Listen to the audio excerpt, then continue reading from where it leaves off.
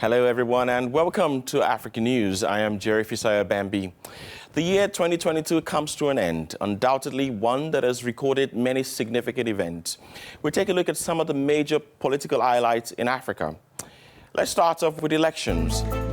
Former Somali leader Hassan Sheikh Mohamud won the 15 months long delayed parliamentary votes to become the country's president after 3 rounds of marathon voting conducted under the security watch of African Union forces in Mogadishu.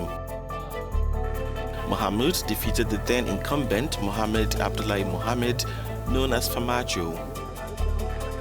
In Kenya, it was a big battle between William Ruto, the estranged former deputy of Uhuru Kenyatta, and veteran opposition presidential candidate Raila Odinga, who had unusual backing from Kenyatta. Both Ruto and Odinga went neck and neck in the August 9 poll. 4 electoral commissioners refused to endorse the result, declaring William Ruto as winner. Kenya was on the precipice of conflict. A petition by Odinga in the Supreme Court was to no avail. William Ruto was sworn in as president. Other key elections in the year saw Angola's ruling party, MPLA, consolidate their long hold on power, but with a much reduced majority after significant gains by the opposition UNITA. Joao Lorenzo took on his second 5-year term in office. In Equatorial Guinea, Teodoro Obiang Nguema Mbasogo was re-elected for a 6th term with 94.9% of votes, making him the longest ruling head of state in Africa and the world, excluding monarchs.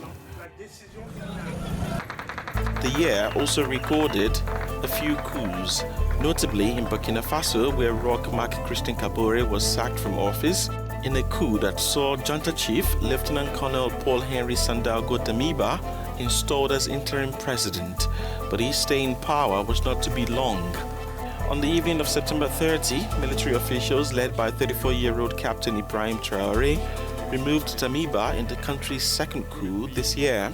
The next morning, angry protesters attacked the French embassy in the capital, Ouagadougou, after supporters accused France of harboring the ousted Damiba.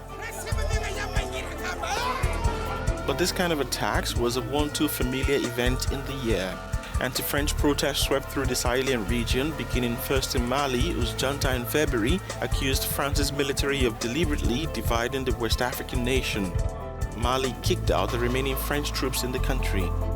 France accused Russia's Wagner mercenaries of staging what became known as the Moura massacre, where at least 300 civilians were killed in Mali. A never-relenting hot verbal exchange between Bamako and Paris.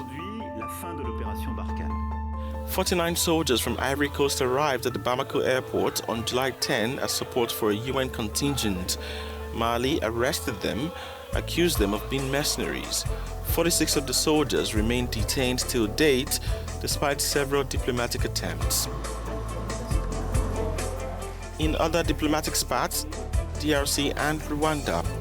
President Felix Tshisekedi accused his neighbor, Rwanda's Paul Kagame, of supporting the M23 rebels, a group that has been staging a violent conflict in its eastern North Kivu. AU mediation efforts would later lead to a landmark peace deal between Ethiopia's government and leaders from the country's Tigray region in November, bringing to a halt a 2-year civil war. In Nigeria, terrorists attacked a train moving from the capital to the northern city of Kaduna in March, killing at least 7 people. But it was a foretaste of what was to come.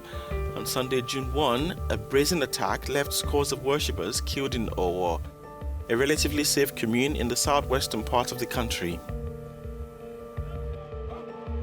In South Africa, Operation Dudula, Zulu for Drive Back, gained traction in a sign of growing anti-migrant sentiment in the country. And President Cyril Ramaphosa soon found himself battling for political survival after an inquiry found evidence he may have committed serious misconduct in relation to a large amount of cash found at his Pala Pala farm after a robbery. And that's it on the 2022 year review of politics in Africa. Thank you for watching.